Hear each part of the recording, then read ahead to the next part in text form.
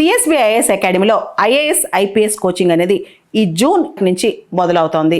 ఎవరైనా సరే అడ్మిషన్ కోసం ఈ ఫోన్ నెంబర్ని కాంటాక్ట్ చేయొచ్చు. సరికొత్త టెక్నాలజీ విషయంలో ఒక ట్రాన్సిషన్ ఫేజ్లో ఉన్నాం, అంటే ఒక సంధి దశలో ఉన్నామని చెప్పొచ్చు. ఎన్నో కొత్త కొత్త టెక్నాలజీస్, పాత్ బ్రేకింగ్ టెక్నాలజీస్ వరల్డ్లో వచ్చేస్తున్నాయి. Artificial intelligence, metaverse, IoT, big data analytics, quantum computing, blockchain technology, ఇట్లా చాలా వచ్చేస్తున్నాయి. అయితే ఈ టెక్నాలజీస్ అన్నిటినీ ఫ్రాంటియర్ టెక్నాలజీస్ అని పిలుస్తాం. ఇవన్నీ గనక ఒక్కసారి వాటి విప్లవం సృష్టిస్తే, ఇవన్నీ గనక అనుసంధానం అయ్యి మనిషి జీవితంలోకి వచ్చేస్తే, ఈ ప్రపంచంలోకి వచ్చేస్తే పూర్తి స్థాయిలో మనం ఇప్పుడున్న ప్రపంచం నుంచి మరో ప్రపంచంలోకి వెళ్ళబోతున్నాం టెక్నాలజీ పరంగా. It's something different and bigger అన్నమాట. సో అటువంటి దశలో ఇప్పుడు అనేక దేశాలు క్వాంటమ్ టెక్నాలజీ మీద దృష్టి పెట్టాయి. అసలు ఏంటి క్వాంటమ్ టెక్నాలజీ, మనం ఎందుకు ఇంత చర్చిస్తున్నాం? ఈ క్వాంటమ్ మెకానిక్స్ లేదా క్వాంటమ్ ఫిజిక్స్ లేదా క్వాంటమ్ టెక్నాలజీ అనేది ఈ రోజు వచ్చిన టెక్నాలజీ కాదు. అది 20వ శతాబ్దం మొదటి దశలోనే ఐన్స్టీన్ దీనిపైన చాలా రీసెర్చ్ చేశారు. భారతదేశం విషయానికి వస్తే మేఘనాథ్ సాహా, తర్వాత సత్యేంద్రనాథ్ బోస్, చంద్రశేఖర్ వెంకట్రామన్, ఇలా చాలా మంది దీని మీద రీసెర్చ్ చేశారనమాట. ఈ క్వాంటమ్ టెక్నాలజీ కనుక వెలుగులోకి వస్తే అది అద్భుతం సృష్టించబోతోంది. అసలు క్వాంటమ్ టెక్నాలజీ లేదా క్వాంటమ్ ఫిజిక్స్ అంటే ఒక పదార్థం యొక్క ప్రవర్తనని సబ్ అటామిక్ లెవెల్లోకి వెళ్ళి ఎనలైజ్ చేస్తే దాన్నే క్వాంటమ్ ఫిజిక్స్ అంటారు. అంటే quantum physics is a study of matter and energy at the most fundamental level, at the sub atomic level అనమాట. ఎప్పుడైతే మనం సబ్ అటామిక్ లెవెల్లోకి వెళ్ళి స్టడీ చేసామో అక్కడున్న మామూలు మన కామన్లో ఉన్న ఫిజిక్స్ ప్రిన్సిపల్స్ అక్కడ అప్లై అవ్వవు, అవి చాలా డిఫరెంట్గా ఉంటాయి అనమాట. ఆ స్టడీనే క్వాంటమ్ ఫిజిక్స్ అంటాం. సో క్వాంటమ్ ఫిజిక్స్ అనేక ప్రిన్సిపల్స్ అప్లై చేస్తుంటారు, అప్పుడు అది టెక్నాలజీ అవుతుంది అనమాట. క్వాంటమ్ టెక్నాలజీ అప్లికేషన్స్ ఏముంటాయి?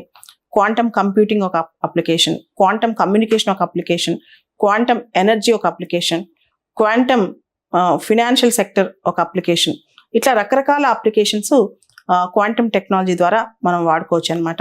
అయితే క్వాంటమ్ ఫిజిక్స్ని వాడి క్వాంటమ్ టెక్నాలజీని మనం డెవలప్ చేస్తాం. క్వాంటమ్ ఫిజిక్స్ అంటే ఏ పదార్థ ప్రవర్తన అయినా సరే చాలా సబ్ అటామిక్ లెవెల్లోకి వెళ్ళి మనం గనక స్టడీ చేస్తే దాన్నే మనం క్వాంటమ్ ఫిజిక్స్ అని పిలుస్తాం. క్వాంటమ్ టెక్నాలజీ యొక్క important application quantum computing. Classical కంప్యూటర్స్లో మనం జనరల్గా డేటా బైనరీ డిజిట్స్లో, బైనరీ నెంబర్స్లో ప్రాసెస్ చేస్తాం, 0 కానీ 1 కానీ క్వాంటంలో క్యూబిట్స్లో ప్రాసెస్ చేస్తాం.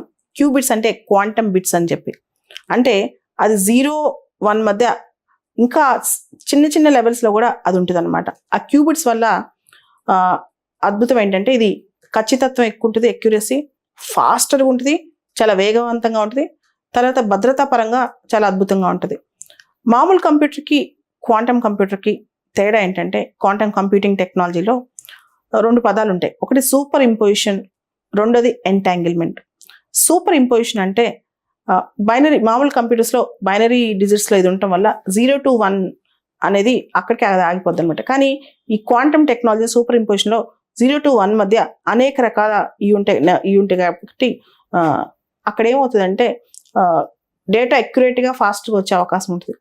అదేవిధంగా క్వాంటమ్ ఎంటాంగిల్మెంట్లో ఎన్క్రిప్షన్ ప్రాపర్గా ఉంటుంది కాబట్టి తొందరగా ఈ డేటా బయటికి వెళ్ళి భద్రతాపరమైన ప్రాబ్లమ్స్ రావన్నమాట. మనం గమనిస్తే కనుక ఒక ఉదాహరణ, గూగుల్ వాళ్ళు సైకోమోర్ అని చెప్పి ఒక క్వాంటమ్ కంప్యూటర్ని తయారు చేశారు.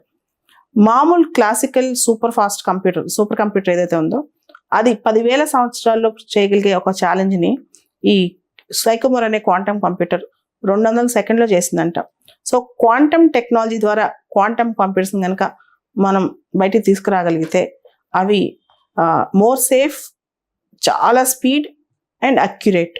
సో అందుకని చెప్పి క్వాంటమ్ కంప్యూటర్స్ వైపు చాలా దేశాలు దృష్టి పెడుతున్నాయి. క్వాంటమ్ కంప్యూటింగ్ అనేది క్వాంటమ్ టెక్నాలజీలో మేజర్ ఫంక్షన్ లేదా మేజర్ అనువర్తనం అయినప్పటికీ quantum communications, quantum sensing and metrology, quantum materials and devices, దాంతోపాటు హెల్త్ కేర్స్లో, ఫినాన్షియల్ సెక్టర్లో, ఎనర్జీ సెక్టర్లో, డ్రగ్ డిజైన్లో, స్పేస్ అప్లికేషన్లో ఈ టెక్నాలజీ ఎక్కువగా ఉపయోగపడే అవకాశం కూడా ఉందన్నమాట.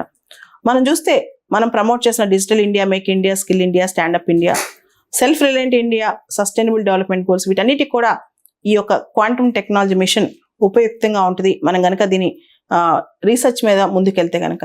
సో ప్రపంచానికి భారతదేశం ఇంతకుముందు స్పేస్ టెక్నాలజీని మనం ఎలా రెడీ చేసుకున్నామో, ఇప్పుడు ఆర్టిఫిషియల్ ఇంటెలిజెన్స్లో ఎలా ముందడుగేస్తున్నామో, క్వాంటమ్ టెక్నాలజీలో కనుక మనం ఇంకొంచెం బెటర్గా ముందడుగేయగలిగితే ప్రపంచానికి మనం 2030-31 కల్లా ఒక లీడర్గా అయ్యే అవకాశం కూడా ఉంది.